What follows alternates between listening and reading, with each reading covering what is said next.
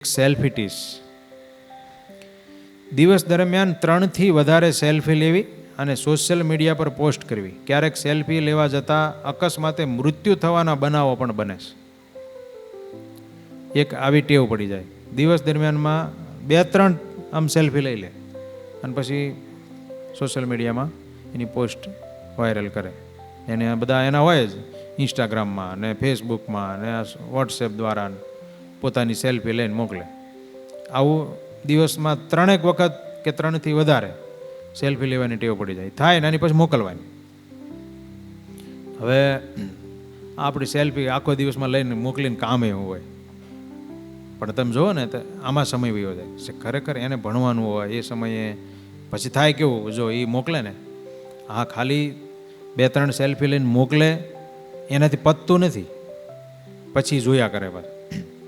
સમજાણું? ઇન્સ્ટાગ્રામમાં કોણે આને લાઈક કર્યું, કોણે શેર કર્યું, કોણે કોમેન્ટ કરી, શું કોમેન્ટ કરી. હવે 3 વખત મોકલે દિવસમાં, અને 3યનું કાંઈક ને કાંઈક એના ફ્રેન્ડ્સ હોય ને એના ફ્રેન્ડના ફ્રેન્ડ હોય ને એ બધા કોમેન્ટ ને એના લાઈક ને શેર ને બધું હોય. એ જોયા કરે સમય કેટલો જાય. હવે હોય શું એનો, એમાં સેલ્ફીમાં શું હોય? પોતાનો જ ફોટો હોય, એમ કાંઈ ન હોય. શું પોતાના વિશે આપણે જોયા કરો આખો દિવસ. તમે વિચાર કરો, માણસનું મગજ કેવું થઈ જાય, કેવી એક નુકસાની કહેવાય. ખ્યાલ આવે છે ને? એટલે આવી રીતે એ સેલ્ફી લઈ અને સોશિયલ મીડિયા ઉપર મોકલ્યા કરે. હવે આ લોકોનું કહેવું એવું છે, સંશોધનકારોનું, કે સેલ્ફીને કારણે અત્યારે બહુ લોકો ઘણી પ્રકારની નુકસાનીઓ અનુભવે છે. આ તો મેં તમને કીધું આવી રીતના દિવસમાં સમય કેટલો જાય.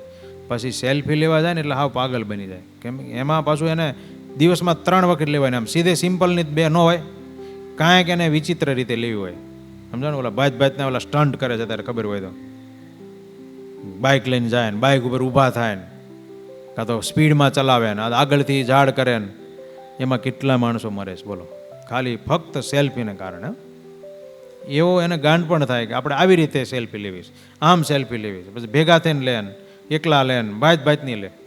કંઈક નદી કાંઠે હોય ને પાછા એવી ભેખડ ઉપર ચડીને લેવા જાય, નદીમાં જાય, દરિયામાં એવી રીતે જાય ને, તળાવમાં જાય ને, પાછા ભાતની જગ્યાએ લેવા જાય.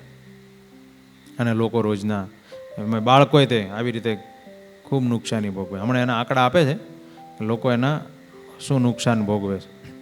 તો આમાં એક હજી બીજો પ્રકાર ઉમેરાય છે. જો આ ક્રોનિક સેલ્ફીટીસ ખાલી 3 વખત હતું ને એને બદલે દિવસમાં 6થી વધારે સેલ્ફી લેવી અને સોશિયલ મીડિયા પર પોસ્ટ કરવી. આ અત્યારે સંશોધનમાં આવેલું છે.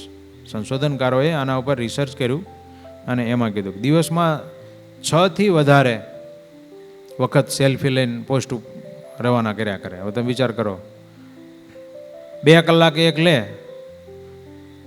દિવસમાં, તો 12 કલાકે થયું, એટલે 12 કલાક માણસ જાગતો હોય. સમજાણું? એટલે દિવસમાં 2-2 કલાકે એક વખત પોસ્ટ લઈને છોડવાની. આવું પણ વ્યસન પડી જાય છે. આ ખબર નથી રહેતી, આવું એક લત લાગી જાય છે. ઘણી વખત એવું હોય કે માણસ બિચારો મજૂરી કરતો હોય કોઈ કંપનીમાં અને કામ કરતો હોય, અને ત્યાં કંઈક હાદસો બને, અંકલેશ્વર જેવી ફેક્ટરી હોય ને એમાં બાટલો ફાટે અને થાય, તો હજી આપણે સમજ્યા કે બિચારા મજૂરી કરતા હતા ને કામ કરતા. આ કાંઈક હા વગર જોતાનું સેલ્ફી લેવા ગયો એમાં મર્યો બરોબર. એવા રોજના કેટલા કિસ્સાઓ બને છે. પાછું એવું કીધું ને એમાં કે ઘણા મરી નથી જતા, પણ ખોટ ખાપણ અનુભવે. પછી હાથ ભાંગે ને, પગ ભાંગે ને, ઘોડા પર ચડીને, હાથી ઉપર ચડીને બધું આવ્યું અંદર.